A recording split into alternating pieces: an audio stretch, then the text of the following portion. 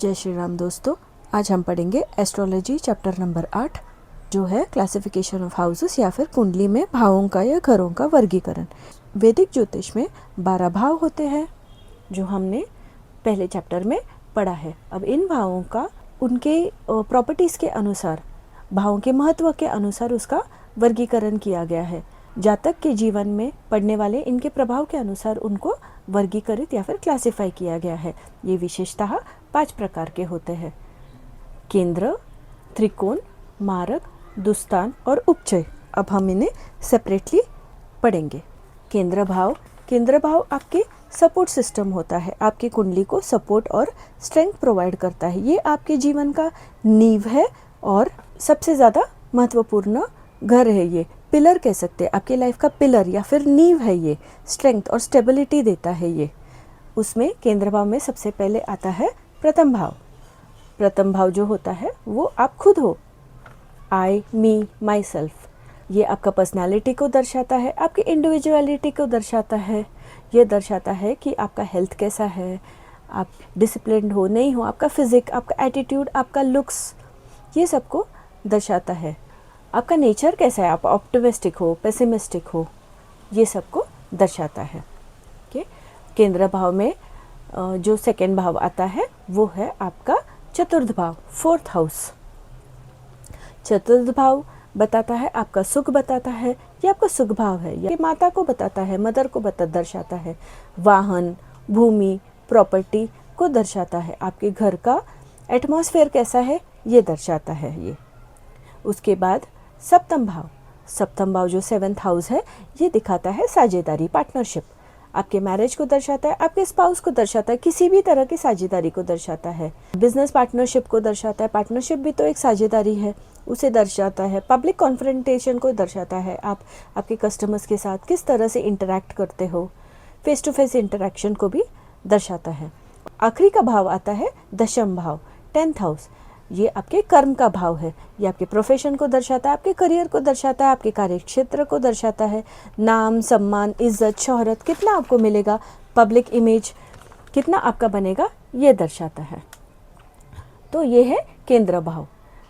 ये सबसे ज़रूरी भाव होता है, जिसे सेंट्रिक भाव भी कहते हैं, सेंटर से लगा हुआ भाव। मैंने ऑलरेडी बताया कि आपको आपके पूरे कुंडली को ये स्ट्रेंथ एंड सपोर्ट देता है। अब दूसरा क्लासिफिकेशन में आया है त्रिकोण भाव। त्रिकोण भाव इसे कहा जाता है कि सबसे ज़्यादा ऑस्पिशियस भाव है। ये आपके कुंडली के ऑस्पिशियस ब्लेसिंग प्रोवाइड करता है ये आपको, आपकी कुंडली में। इनमें से त्रिकोण भाव में सबसे पहला आता है दोबारा प्रथम भाव। ये जो प्रथम भाव है ये केंद्र भी है और त्रिकोण भी है। उसके बाद पंचम भाव और नवम भाव, इसे हम सेपरेटली पढ़ेंगे। प्रथम भाव ऑलरेडी हम पढ़ चुके हैं, आपके सेल्फ को दर्शाता है, आपको दर्शाता है, आपके पर्सनालिटी को दर्शाता है। पंचम भाव जो है ये आपके पूर्व जन्म के पुण्य को दर्शाता है, आपके एजुकेशन को दर्शाता है। ये आपका संतान भाव भी आपके संतान को, बच्चों को दर्शाता है। ये आपके क्रिएटिविटी को दर्शाता है, आपके हॉबीज़ को दर्शाता है, आपके रोमांस को दर्शाता है, आपके एंटरटेनमेंट को दर्शाता है। और उसके बाद त्रिकोण भाव में आखिरी का भाव आया है नवम भाव। नवम भाव सबसे ज़्यादा, पंचम भाव से भी ज़्यादा ऑस्पिशियस भाव है। ये आपके धर्म को दर्शाता है, आपके भाग्य को दर्शाता है, हाउस ऑफ लक कहते हैं इसे। आपके रिलीजन को दर्शाता है, स्पिरिचुअलिज्म को दर्शाता है, स्पिरिचुअलिटी को दर्शाता है, आपके पिता को दर्शाता है, आपके गुरु को दर्शाता है, लॉन्ग ट्रैवल्स, हायर एजुकेशन को दर्शाता है, आपके रिचुअल्स को दर्शाता है ये। अब जो तीसरा क्लासिफिकेशन है मारक भाव। मारक भाव नाम से आपको लग रहा होगा कि ये आपको मारता है। हाँ दोस्तों, ये आपके हेल्थ को प्रॉब्लमैटिक हो सकता है। इन मारक भाव के जब स्वामी हैं उनके दशाओं में आपको थोड़ा सा आपके हेल्थ के रिलेटेड थोड़ा सा आपको ज़्यादा सावधानी बरतनी पड़ेगी। लेकिन ये हमेशा आपको मारता ही ऐसा ही ज़रूरी नहीं है, ये आपके लाइफ को ट्रांसफॉर्म करता है। मारक भाव में जो पहला भाव होता है वो है आपका 2nd हाउस, यानी द्वितीय घर आपका। अब द्वितीय भाव क्या क्या दर्शाते हैं, ये आपके एक्यूमुलेटेड वेल्थ को दर्शाता है। आपके धन भाव कहते हैं इसे, आपके धन को दर्शाता है ये एक्यूमुलेटेड वेल्थ। आपने जो मेहनत से कमाई है उस वेल्थ को दर्शाता है ये। द्वितीय भाव आपके फैमिली को दर्शाता है, आपके फैमिली के वैल्यूज़ को दर्शाता है ये। आपके फूड को दर्शाता है, आपके टोन को, आपके स्पीच को दर्शाता है, आप किस तरह से बात करते हो उसको दर्शाता है। ये आपके फैमिली वैल्यूज़ को दर्शाता है। ओके, और उसके बाद मारक भाव में जो बाद में आता है वो है सप्तम भाव।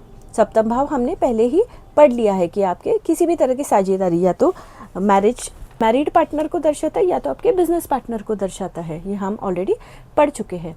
दोस्तों, मारक भाव के जो स्वामी होते हैं, स्वामी मतलब यहाँ पे जो राशि पड़ता है उस राशि के जो स्वामी है, सपोज कीजिए कि यहाँ पे 2 नंबर है, वृषभ राशि है, तो वृषभ राशि के जो स्वामी है वीनस है।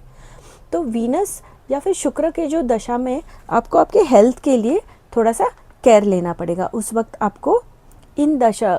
आपको थोड़ा सा ज़्यादा पूजा पाठ करना पड़ेगा, स्पिरिचुअलिज्म, दान धर्म करने पड़ेंगे, आपकी हेल्थ को केयर कर लेना पड़ेगा, medical checkup time to time करना पड़ेगा, आपके फिटनेस पे ध्यान देना पड़ेगा, आपके फूड पे ध्यान देना पड़ेगा।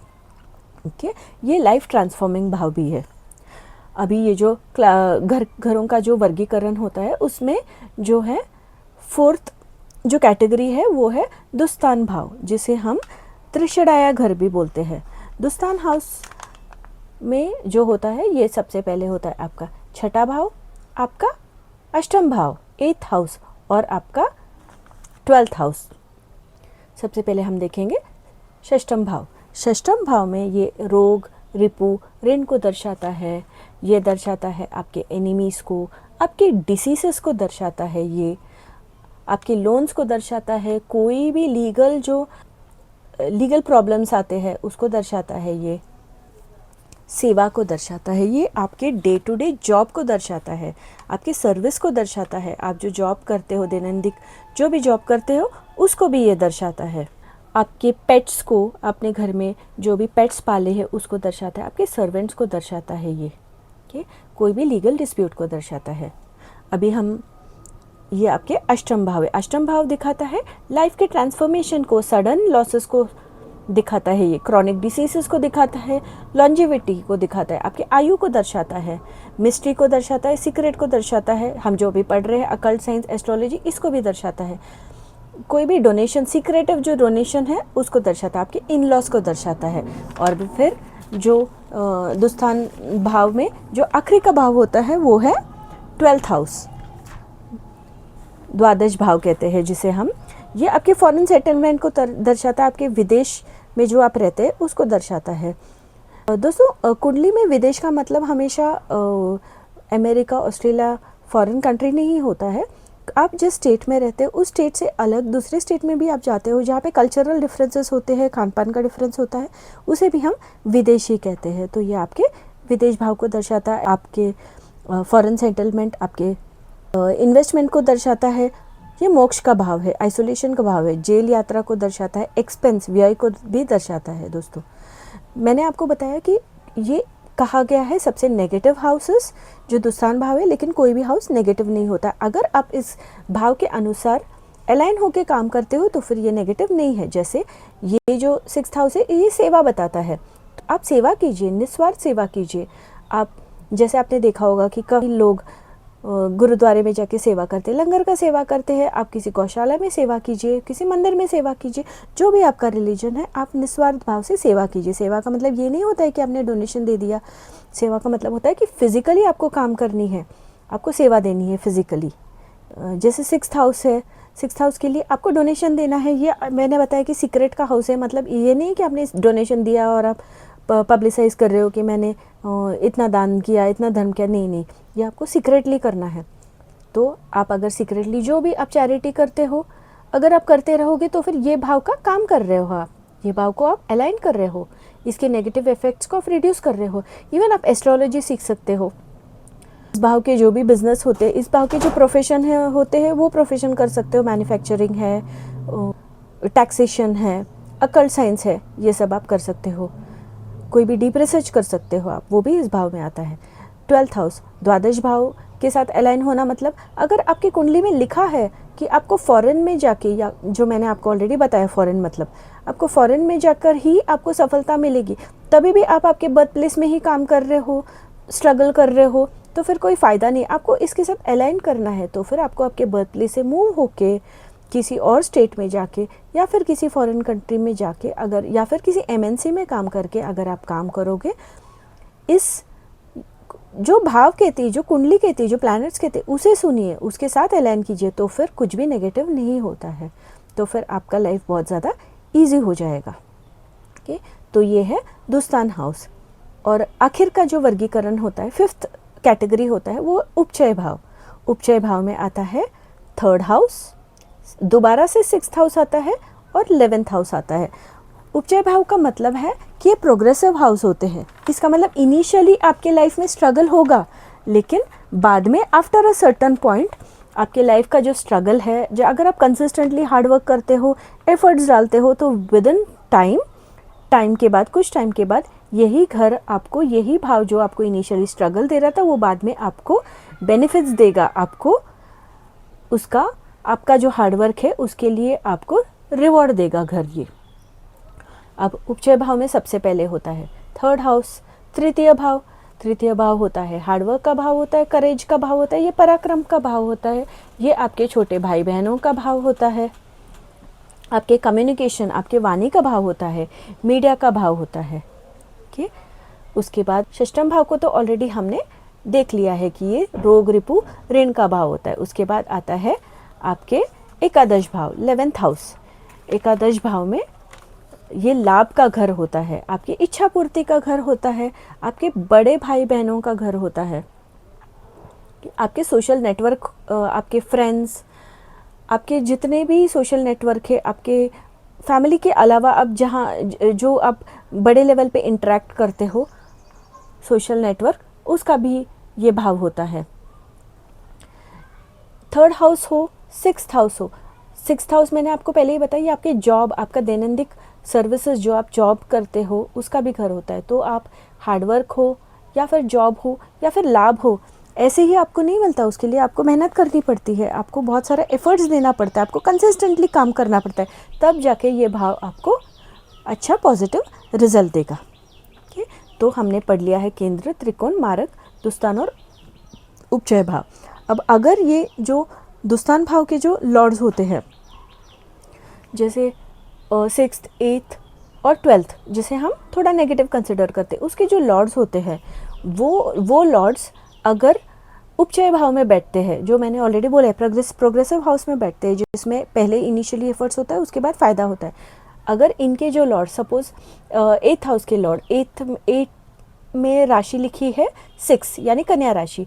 कन्या राशि के जो लॉर्ड होते हैं वो मर्क्यूरी होते हैं, बुध होते हैं। सपोज बुध देव उपचय घर में बैठे हैं, यानी 3 में बैठे हैं, 11 में बैठे हैं, 6 में बैठे हैं, तो फिर आपको इनिशियली स्ट्रगल होगा, लेकिन बाद में आपको फ़ायदा होगा।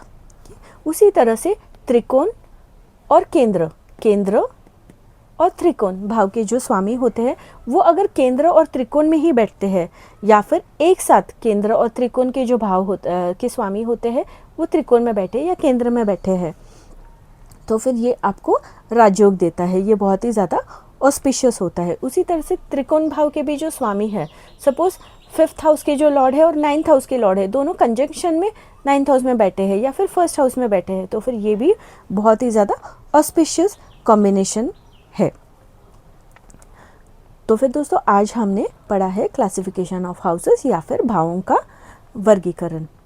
अगर आपको इस चैनल का कंटेंट अच्छा लगता है तो फिर प्यार दीजिए, सब्सक्राइब कीजिए। जय श्री राम दोस्तों।